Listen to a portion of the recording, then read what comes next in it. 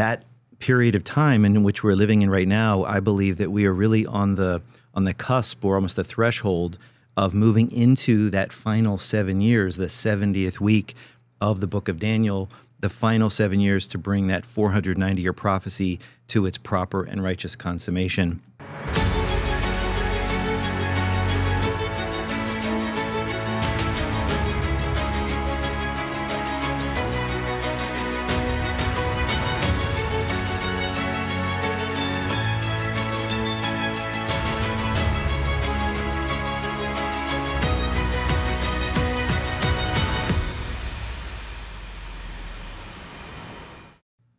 Welcome to this episode of Zion's Wire, the official podcast of Zion's Hope, where we bring you prophetic insight and biblical discussions with a passion for God, His people, and His plan for planet Earth. I'm Christopher Diaz. I'm joined with David Rosenthal. Hi, Chris. And Bob Hunt. Hello, Chris. Okay. So on our last episode, we started a series, a study, if you will, on the end times prophecies. And we touched on Daniel and his 70 weeks, right? This week, we want to jump into Matthew and take a look at the Olivet Discourse in Matthew 24 and really dive into what Jesus had to say about what is to come. And so, Bob, could you maybe give us a recap, a little bit of where Daniel took us? Yeah, I'd love to. Basically, we're going to look at Daniel and a prophecy that he received from God, from the angel Gabriel, regarding the Jewish people, which we see the term your people. About a period of time, 70 weeks or 77s, or for us people, English people, 490 years for the Jewish people. Within that period of time is a 7-year period that we're going to build on. But as a reminder of the accuracy of that scripture, I'd just like to take a minute and just kind of refresh us through it. It really begins in Daniel chapter 9, verse 24. Starts off 70 weeks are determined for your people and for your holy city. Again, it's 490-year time frame, and it's for your people. Your holy city, obviously, is Jerusalem. What's going to happen during these 490 years? To finish the transgression, to make an end of sin, to make reconciliation for iniquity, to bring in everlasting righteousness, to seal up vision prophecy, to anoint the most holy. Everybody understands that this is the end. It's going to take 490 years for all of that to happen. Bring an end to sin, in other words. And so he's going to give you now a breakdown of how that works. In verse 25, know therefore and understand, he says to Daniel, that from the going forth of the command to restore and build Jerusalem. So this is the command to rebuild it. And if we remember, the temple, the walls in Jerusalem had brought down in destruction in 586 BC. There will be a command now given to rebuild and to restore it. And it says here, until Messiah the Prince, there shall be 7 weeks and 62 weeks. The street shall be built again, the wall, even in troublesome times. Well, the angel Gabriel breaks those first 69 weeks out of the 70 into 2 segments. A 7-week segment, which is 49 years.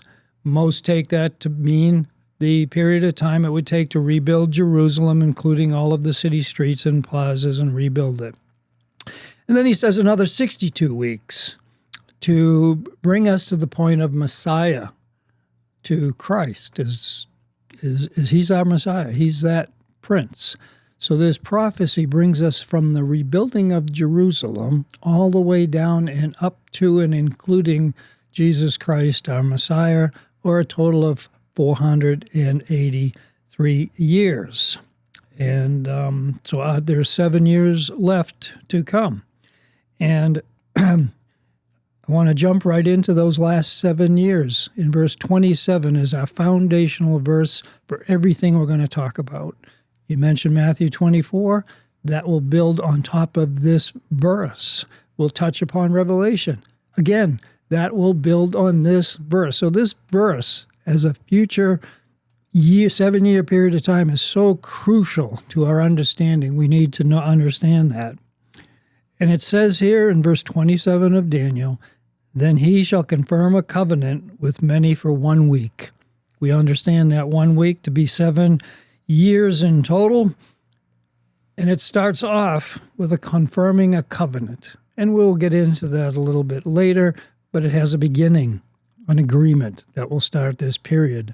It goes on to say, but in the middle of the week, in other words, in the middle of that 7-year period, 3.5 years in, again, a common measurement of time we're going to see over and over again throughout our study of Daniel and Revelation, and we're going to see this number come up. It's so significant. But in the middle of that week, he shall bring an end to sacrifice and offering, and on the wing of abominations there shall be one who makes desolate, even until the consummation which is determined is poured out on the desolate. We will really touch hard on that in Matthew 24. This is what's known as the abomination of desolation. And in Daniel 11, Daniel actually calls it just that, the abomination of desolation. Christ, when we get to Matthew 24, will refer back to this very act. What happened during the abomination of desolation during Daniel's time? Simply Antiochus Epiphanes. He came in and he desecrated the altar there in 168 BC. And an act similar to that will happen in our future. When? During this 7-year period. Future that Daniel is describing here on verse 27. And so that's where we are, and that's a great place to start and start building our eschatological building, so to speak, with Matthew 24. And so, Dave, you want to take us? Yeah, Daniel is, as you said, Daniel is so foundational because it gives us that that framework or that structure of that 490-year total prophecy where God is going to bring history to a proper and righteous consummation, centered, of course, in Israel and Jerusalem, as you mentioned. And 483 of those years took us up to the crucifixion of Jesus Christ, where Messiah was cut off. And then we are really today in that period of time, that gap in time from the end of that first 483 years of the prophecy at the crucifixion of Jesus. We're in what scholars refer to as the church age, or you could say the times of the Gentiles. And that period of time in which we're living in right now, I believe that we are really on the cusp, or almost the threshold, of moving into that final 7 years, the 70th week of the book of Daniel, the final 7 years to bring that 490-year prophecy to its proper and righteous consummation. And as you said, it's the structure or the foundation or framework upon which we look to this future 7-year period. And what I love is when we get to Matthew chapter 24, that the Lord really gives us so much amazing detail. In his Olivet Discourse with the disciples, he just gives so much detail to fill in our questions about that future 7-year period that I believe we're moving very rapidly towards entering into. And so when you get to Matthew chapter 24, there is really some important context, I guess, that it would be good for us to kind of share a little bit with our viewers about the context in which the Lord is really addressing these issues. Yeah, it's funny because you mentioned these questions that we have, and it's questions that the disciples had as well. Exactly. And that's how it opens with you have Jesus, who has just presented quite a delivery regarding the Pharisees and the Sadducees who had approached him with questions that he answers back and kind of puts them in their place. Yeah, he's really scolding them in the context of being in on the Temple Mount with the temple, the magnificent temple structure.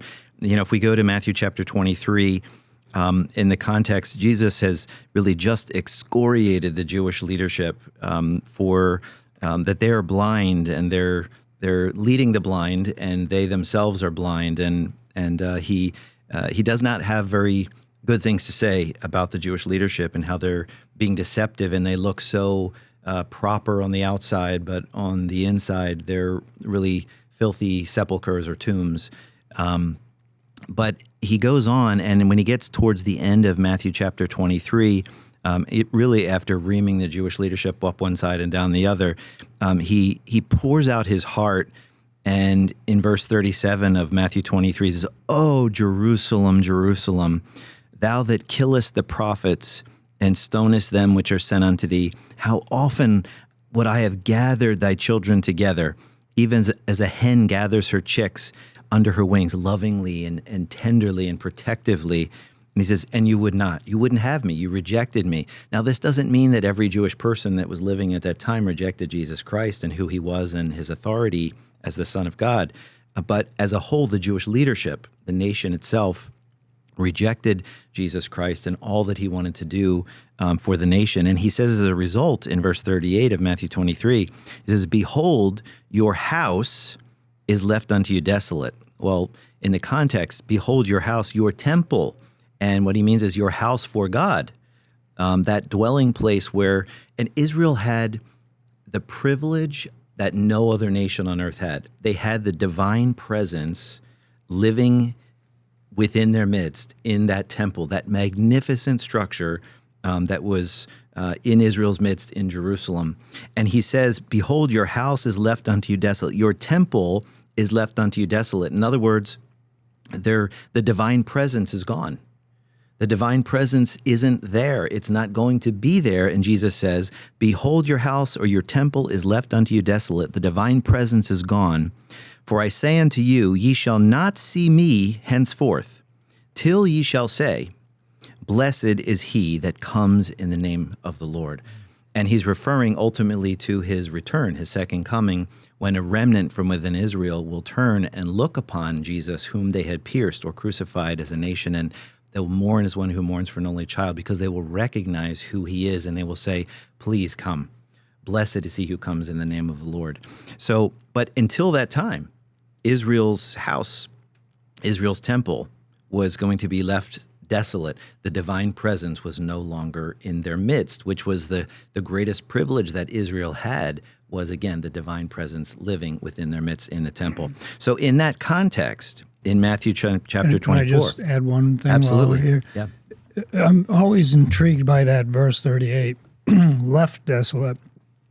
It implies to me that it has been desolate. And for how long has it been desolate?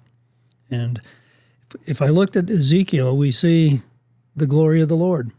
And what do we see in that passage in chapter 10?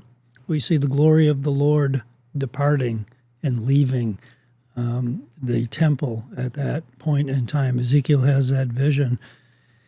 They rebuilt the temple, but did the glory of God ever come back? Right.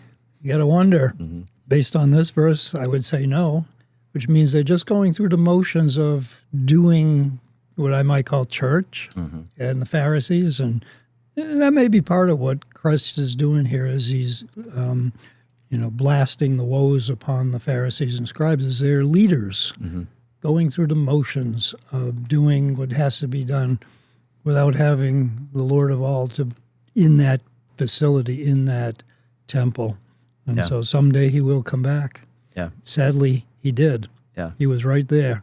And ready. what an amazing day when the glory does return. Oh, when yeah. the presence of God himself in the person of Jesus Christ is dwelling in the midst of the nation, and the glory is there. And that's been God's heart. Yeah. I'll go way back to you can go back to the garden if you want, dwelling with Adam and Eve. Go back to Exodus. He had the tabernacle in the wilderness tabernacle constructed, and what did he do? He dwelt with them. Solomon, he dwelt with them in the temple. But they drove him out by their sins and their rebellious attitude. God didn't give up on them. He's right back here, and they rejected him once more. And we know that not all of the Jewish leadership was within that category that he was, admonishing there, that he was really reprimanding. I mean, he called them hypocrites. He definitely did. He said, listen, do what they say, but don't do as they do. He called it out. And that's certainly a takeaway for us as believers today, to remember that there's a way we should live and stand as believers and not be hypocrites. That he really, really honed in, like you said, he kind of reamed them up one side and down the other. Yeah. But then the disciples go and they ask a question, right? So now it comes to this point that they've pointed out how beautiful and marveling at the temple. And I've seen so many depictions of what the temple may have looked like, and you see, ordained with gold and all these different features.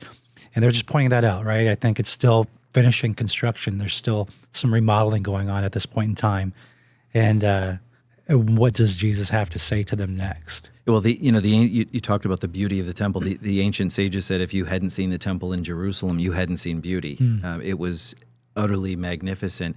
And the setting, just incredible, perched, the way it was, and looking across from the Mount of Olives, as when we go there today, when groups go there, you get this magnificent view. Obviously, what's there today, spectacular. What's there today is the Dome of the Rock, right. And the Islamic shrine, and the mosque that's there as well. So you don't see the temple that's standing there, but the setting, the steepness of the valley, the Kidron Valley in front of the temple mount area was just so impressive to be able to see. So you can imagine the magnificent temple adorned in gold, and as tall as it was, would have been very impressive. And it's important to understand that context and to get that visual. So when you get to Matthew 24, verse 1, Jesus went out and departed from the temple, and his disciples came to show him the buildings of the temple. And Jesus said unto them, See not all these things? Verily I say unto you, there shall not be left here one stone upon another that shall not be thrown down. And in the context here, after what had just happened in the previous chapter, where Jesus is really getting on to the Jewish leadership in a very significant and powerful way, and calling them out for the hypocrites that they were. And now when after this big episode had taken place very publicly in front of the temple and that whole structure, and now when he leaves with his disciples, the disciples are trying to salvage something, I think, from what they had just witnessed, and saying, "But Lord, look at that magnificent temple. Look how incredible it is." Almost to try to salvage the situation because of the public display that had taken break the place. Silence. Yeah, the tension, wow. the incredible tension that was there overhanging this event. Right. And then Jesus boldly declares to them, "You see not all these things? There shall not be left here one stone upon another." This magnificent, beautiful temple, the pride of Israel. And the disciples are saying, "Yeah, but isn't it magnificent? Look at the grandioseness of it." And Jesus says, "Not one stone will be left here upon another that shall not be thrown down." We need to, in this 21st century, realize the impact of what that statement was, because this would get quoted by the Pharisees and scribes. We're not just talking another building back then. For us, it's a temple. We know the story. We kind of take it in stride. This would be almost blasphemous in their eyes. This would be more than a building. What did you say? The place that's revered beyond any other, the place where God is, the place where we sacrifice. You're saying this is going to be destroyed to that extent? This would be shocking to all of them. Right. Absolutely. Right. Yeah. And naturally, the disciples asked two major questions. When will these things happen? And what will be the sign of your coming and the end of the age, or the olam hazeh, as they say in Hebrew, at the end of this age? What are the signs? Yeah, so they make their way from the temple proper across the Kidron Valley. There are some who believe there was a bridge that spanned from the Temple Mount area where the temple would have been across the Kidron Valley, which was a very steep ravine, and then to the Mount of Olives on the other side. And so Jesus, in verse 3 of Matthew 24, he's on the Mount of Olives, and the disciples came to him. The disciples came unto him privately, saying, "Tell us, when shall these things be, and what shall be the sign of thy coming and the end of the age?" So here now they've moved from the temple area across to the Mount of Olives, and that's why we call this the Olivet Discourse, where the Lord is really going to be teaching really his most direct and full teaching on the second coming and the events surrounding it that he ever gave. And so here he's with the disciples, and they ask him logical questions.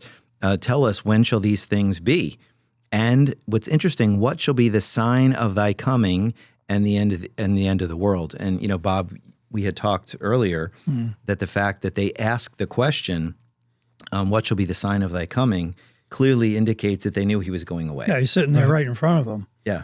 I mean, you think about it, Dave, when are you coming? Well, you're right here. So what's that tell you about the disciple? They understood his going. Right. In the upper room, John gives us a great description. I'm leaving. I will go. I need to go. But they understood he was coming back. And so they had tied this into an eschatological event right here to the destruction of the time, and rightly so. Mm-hmm. When will these things be? That's a great question. Mm-hmm. I'd want to know the answer to that. Now, that has been also a debatable point, because a lot of people say, hey, 70 AD, we know the temple was destroyed. And it was. The 70, we got it, we've seen it, it's recorded, Josephus wrote about it, it's a known event. But is that all this passage is telling us? Historical? No, I mean, we know that's not the case. We have to understand something about how prophecy works in the Bible. And quite often, and almost ordinarily, there's a near fulfillment of these passages, but often there's a further or a far fulfillment, a greater fulfillment in the future. Certainly, the temple was destroyed in 70 AD, and that would happen in their near future. But there's a far more reaching impact to the prophecy of this passage. How do I know that? Because they're referencing, when is your coming? Mm-hmm. It's tied to his coming. And even now today, he still hasn't come. 2,000 years later, we're still waiting for that, but we do know that it will be his coming. So these events that we see can pertain somewhat to 70 AD, but more than likely looking further down the line to what will be our future, built on Daniel's 70th week, that 7-year period of time. Yeah, and when we talk about 70 AD, we're referring to the destruction of the temple in Jerusalem when the Romans came in. And incidentally, this is a story, I guess a discussion for maybe another day, but it wasn't just the Romans who came. The Romans were leading it, but you had other groups where Rome would go in and conquer from other nations and then use those captives to become part of the Roman army who were coming in. So there were groups under the Roman leadership from Syria, for instance, who came in who were part of the destruction of the temple in 70 AD. But so Jesus is going to be answering their questions, and of course they're shocked by what he said. They just saw this very tense exchange in the temple area itself between Jesus and the Jewish leadership, and they try to salvage again something of this very tense exchange by pointing to the magnificence of the temple.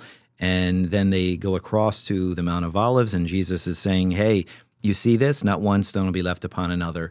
Again, a near-term fulfillment of the 70 AD event that we know historically now that took place when the Romans came in and destroyed the temple in Jerusalem. And tradition tells us that because of the burning of the temple and the gold that was there, that the gold melted, went into the grooves and the joints between the stones, and to get at that gold, tradition tells us that the Romans literally pried stone upon stone upon stone off of the temple in order to get at the gold that had melted in between the stones, completely fulfilling the words of Jesus that not one stone would be left upon another. Again, taking place in 70 AD, not that many years beyond this event right here where Jesus is talking to his disciples. But then in verse 4, Jesus answered and said unto them, take heed that no man deceive you. And here when we get into verse 5, it's very, very important, and we'll kind of go through. I'll read some of this, and then we'll make some comment about it as we go. But I know that before we kind of get into this, we want to explain some of the important parallels. And Bob, do you want to talk a little bit about the parallels with the book of Revelation in relation to what we're going to be reading here? Because it's very important for people to grasp this. It is. Remember, the Bible is one complete book, and it talks about the same story, the same events, and different authors. And here we have Matthew writing what Jesus said on the Olivet Discourse. Over in Revelation, we have John writing about similar events. So we put the two together. So I would encourage our viewers to have your book open to both books, to both Matthew and to Revelation. Because I think what we're going to see here is that the seals in chapter 6, 1, 2, 3, 4, 5, all the way up to 6 in the end, will correspond to what Jesus is saying here. So I think as we go, we'll try to make the seals open up within Matthew, so that you can see that these are the two events to kind of tie them together. And just to throw in, because we don't want to assume that everybody has knows or has studied all of these things, maybe at the level that we have. But when we talk about seals in the book of Revelation, in Revelation chapter 5, there's a scene that John is caught up really to see in heaven, where he sees God seated on the throne, and in his right arm, his right hand, the right arm of power, there is a scroll, and really that scroll is the title deed to planet Earth. It is the scroll that will allow really God to bring history to a proper ending, a proper consummation, and it is in the right hand of God the Father. And the Bible tells us in the book of Revelation that it's sealed with 7 seals. And the idea is that you had this scroll that's wrapped, and there is a piece of twine or rope that goes around that scroll, and there is a wax seal that is put on that rope, keeping that scroll from being opened. And unless you had the right or the power or the authority to break that seal, that wax seal, which could not be put back together, you couldn't loose the twine that was underneath of the wax seal holding the scroll together. So it was, in some instances, a capital offense if you were to break a seal that you were not entitled or had the authority to break in the Roman world. And this seal was so important and so significant in the right hand of God the Father that it is not just sealed with 1 seal, it is sealed with 7 seals. And what's important to understand is that you can't get to the contents of the inside of that scroll until all 7 of those seals were broken. And so in Revelation, there's a universal search that is made. And there's a search above earth, below earth, in the heavens. And no man was found worthy to open that scroll or to even look upon it. And John, who is caught up and he sees this vision, is weeping out loud, audibly sobbing, because he realizes that if there is no man who is found worthy to open that scroll and to loose those seals, then history cannot come to a proper and righteous consummation, and all hope for humanity is lost. And he's told, wait a minute, John, you missed something. Take another look. Behold, the Lion of the tribe of Judah hath prevailed to open the scroll and to loose the seals. So this is the context of, and of course, that's a reference to Jesus Christ. Mm-hmm. He is the God-man, the only one who is worthy to open the scroll and to bring history to a proper and righteous ending, to take the scroll from the right hand of God the Father. So the seals that we're referring to here that parallel Matthew chapter 24 and the Lord's own words are those seals around the scroll. And those seals, each one is symbolic of something that is going to be transpiring or taking place on the earth. So as the Lord himself is able to loose these seals, they correspond to specific prophesied events that will take place in the future that connect with each one of those seals as it's opened, which once all 7 seals are open, now the scroll can be opened. So that's the context of these seals. So when we're talking about Matthew chapter 24, and we're saying, look, in Matthew 24, verse 5, the Lord's words are perfectly corresponding to those same seals given as symbols to John in the book of Revelation around that scroll. So as we go through, we'll kind of point out how they connect between the two. Right. Okay, Excellent. So let's jump in. Okay. Should we handle them one by one, or would you like to do it as a group? Let's do it as a group, I think. Okay. And then we'll kind of go back. But now that people, I think, understand where we're going, let's go through as a grouping. And the further background and context of all of this is it's happening at the beginning of Daniel's 70th week. Right. So we go back to that framework of that final 7 years. That's just coming. getting the 7 years started, and so this would be at the beginning. Yeah. So Daniel's laid that groundwork, that framework of the 7 years, and now the Lord Jesus himself is saying, okay, now at the beginning of sort that of like 7 years. coloring in the Yeah. in the lines. It's so a fill the beautiful blanks for picture. us. yeah. It's a beautiful picture. Yeah, it definitely ties it all together. Yeah. All right, well, let's start with verse 4. I say that's a beautiful picture. These are very harsh things that are coming Yeah. on the earth, but it's beautiful in the sense that how the Lord is revealing it to his followers. Yeah. And it's over time.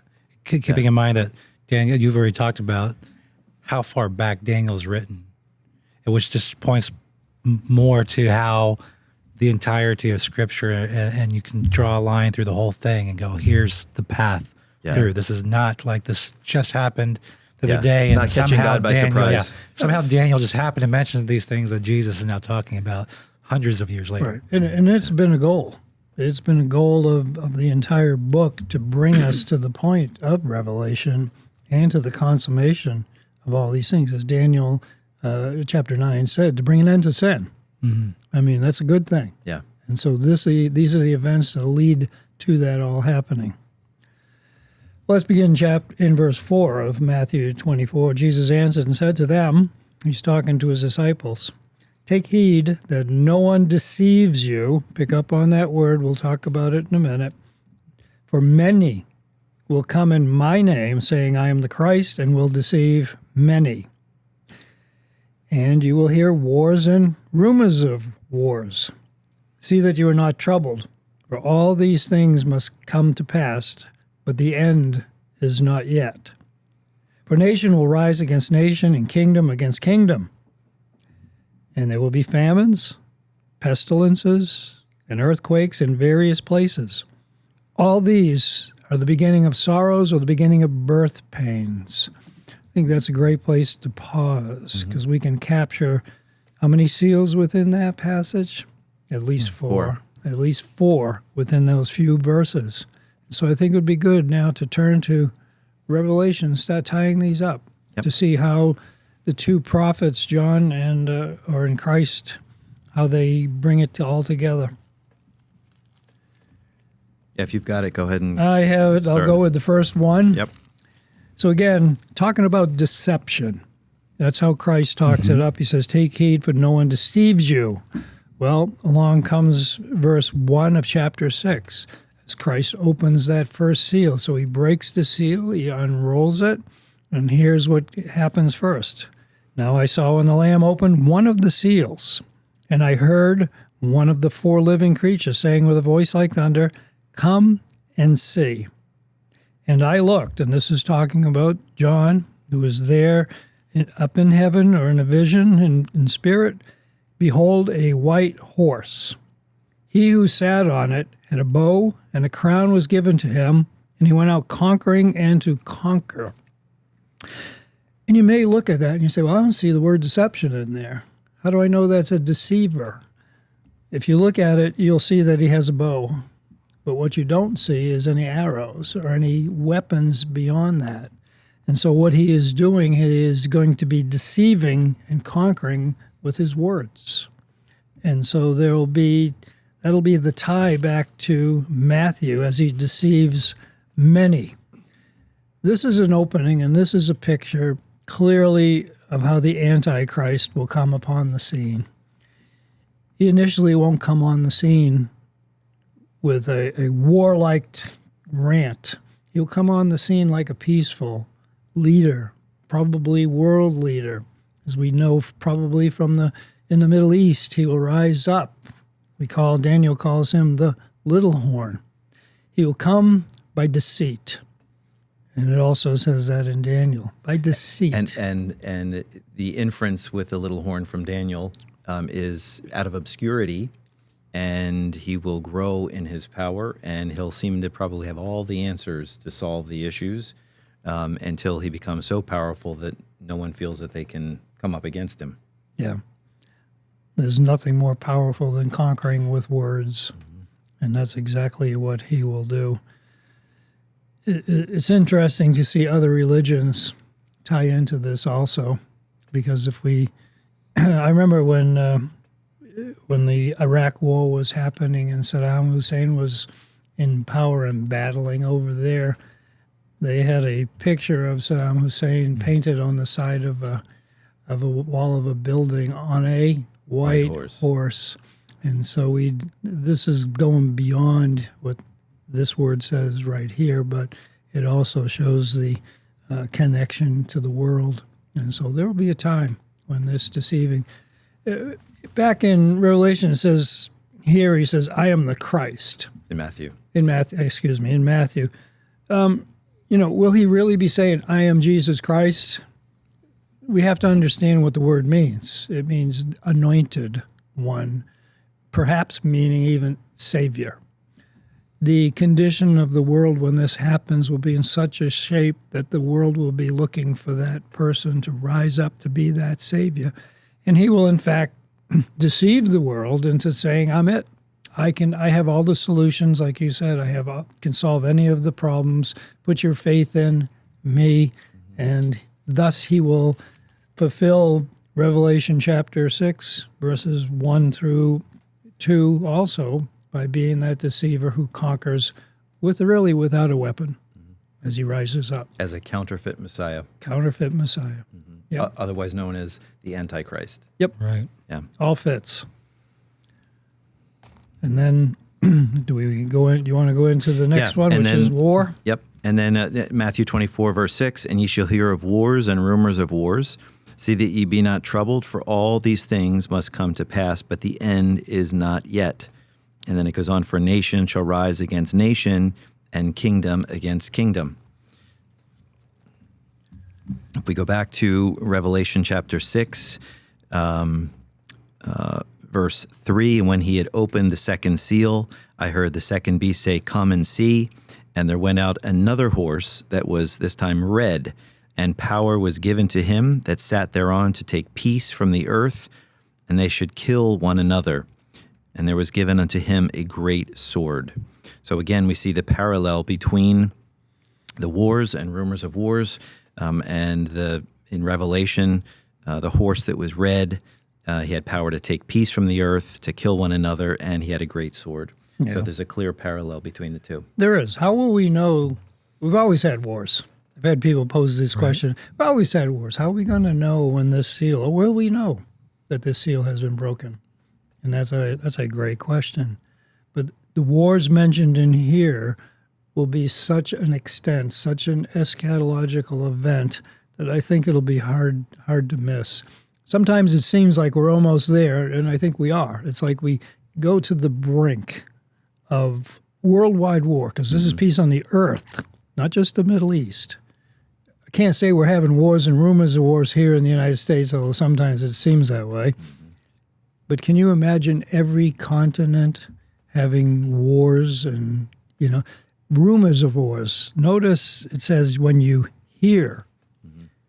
Now, when I hear that word hear, it didn't say when you see. And I think that's key. Because when the agreement starts in Daniel, the 7-year period, Israel's at peace.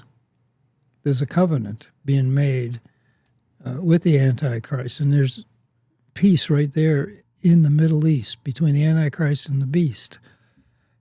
But the world will be in total chaos itself, and so we'll have worldwide wars going on. So the people in Israel will hear about it, they will hear the rumors about the wars, and it will be just worldwide and global chaos.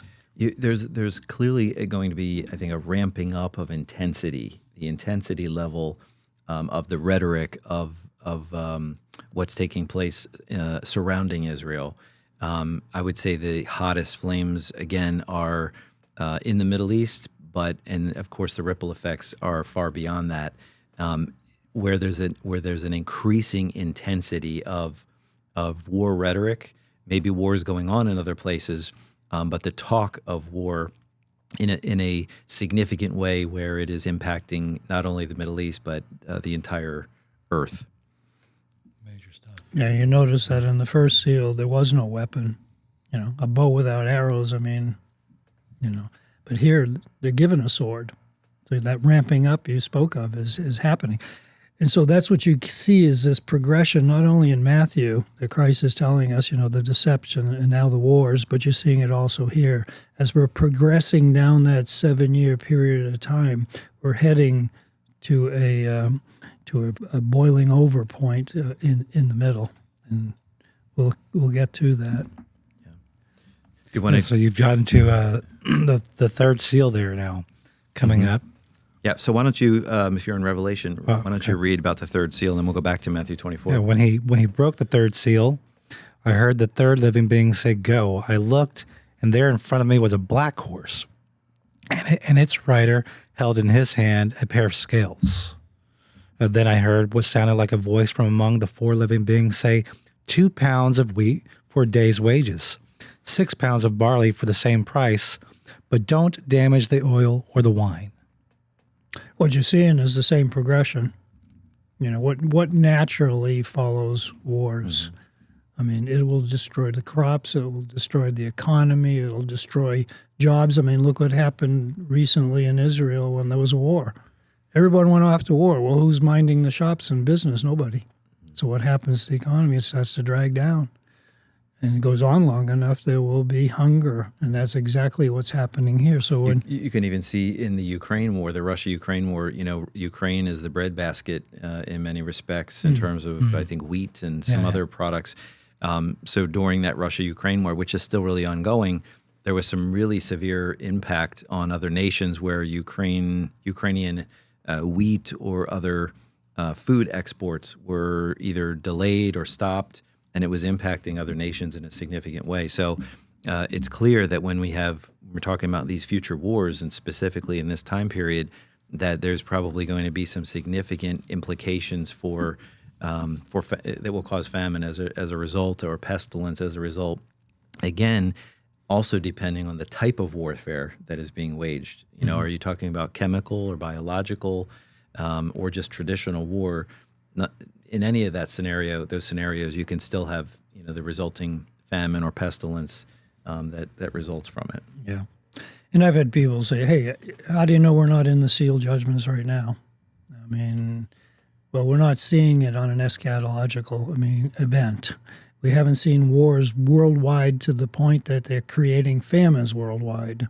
There may be pockets of scarcity of food, but there's not I don't think, a global crisis of famine across the world at this point in time. And that's what Revelation is giving us that description of. And again, that ties back to, Matthew, when it says very quickly there will be famines. And that means many of them going on because of the food source being attacked and destroyed by that. And the seal over here in the third seal also mentions pestilence. It mentions, which is disease. And so that will lead to, as a result of the famines. Which immediately ties me into seal 4. And if I will, I'll just continue there. When he broke the fourth seal, I heard the voice of the fourth living being say, "Go." I looked, and there in front of me was a pallid, sickly-looking horse. Is the green horse, right? Its rider's name was Death, and Sheol followed behind him. They were given authority to kill 1/4 of the world by war, by famine, by plagues, and with the wild animals of the earth. Mm-hmm. Yeah, and so you can see the clear parallel, the end of verse 7, Matthew 24, and then we get to the point where the Lord says in Matthew 24:8, all of these are the beginning of sorrows. And that's a very important statement by the Lord because it seems to be clear that he is taking us in his description here, in his answer to the disciples on the Mount of Olives, that he's taking us through the first 3.5 years of that 70th week of Daniel. So again, the framework given to us by Daniel of a 490-year prophecy, we're still awaiting those final 7 years to come. And that framework of 7 years that is still to come in the future, the Lord is filling in the details. And the Lord is taking us through those first 4 seals, parallel in the book of Revelation, the things that will be transpiring when those seals are broken, the false Christ, the war, famine, pestilence, disease. he's taking us through all of those things, and he gets to verse 8, and Jesus says, all these are the beginning of sorrows. And it seems to be a clear indication that the Lord is saying, okay, now we've taken you through the first 3.5 years of that future 7-year period of Daniel's 70th week, with those things leading us to that midpoint. Let's well, and then this last seal, and Chris, you mentioned it, a quarter of the earth is affected. Yeah. I mean, the magnitude of the impact of these 4 seals on the world, you will know it's happening when it happens. Yeah, we haven't seen anything the likes of it. I'm going through these horses and I'm thinking, hey, I even hear this dialogue happening, and I'm sure there's even people in our audience who are saying, hey, these colors of these horses, is there any importance to this? We're given these colors. And if you're watching anything in the news, you see this rising Islam factions, these things happening with Hamas, and people start to point out the colors of their flags that align exactly with each one of these horses, right? This is the geopolitics, and so I just have to throw that out there for a second. Yeah, so see what you have to say. Would I bank on that completely? No, but do I think it's interesting? Yes, absolutely. I think it is interesting, and we are seeing a lot of these. Israel's historic enemies really today are primarily Islamic nations today. So it is more than a little of passing interest to look at the colors of some of these things and how they potentially could relate to some of the geopolitical nations that we see today, and the flags and things of that nature. It's possible. So we're to a pivotal point. Yeah. And we have so much, I think, that we want to share coming up as we continue on in Matthew 24. But maybe now's a good breaking point, and we'll maybe leave the next section for our next discussion, which is, of course, the abomination of desolation, which is at the midpoint of the 70th week. And there's so much there, but we want to continue, I think, starting next time in verse 9. To go through the rest of through verse 14 and then pick up there. You're right, because there's a lot to unpack there, and that's just the first few verses of chapter 24. It's just rich of so much imagery, and you look back at Daniel, and now you're looking at Revelation, and so I want to remind our audience then that as we walk through this, we have additional resources, and I'll point to our Rapture and Wrath series. This is available on our website, zionshope.org. You can actually purchase these studies to walk through in detail and dive a little deeper. Maybe you're thinking, hey, I'm familiar with some of these things, or you want to get to know more of it. This is a great place to dive in a little deeper, and it really is a great complement to your studies, all scripturally based. And there was a lot of effort that went into developing these, along with our Zion's Fire magazine. You can get some great information out of those articles that we have in those. And as always, download our app and stay tuned. Thanks for joining us today on this episode of Zion's Wire, a podcast fueled by a passion for God, His people, and His plan for planet Earth. If you were encouraged by today's episode, share it with a friend and subscribe, or follow us on your favorite podcast platform so you never miss an episode. Help us reach more people with the message of hope by leaving a 5-star review and download the Zion's Hope app for additional teachings and content. Keep the conversation going with questions or comments. Until next time, keep watching, keep praying, and keep your heart fixed on God's Word.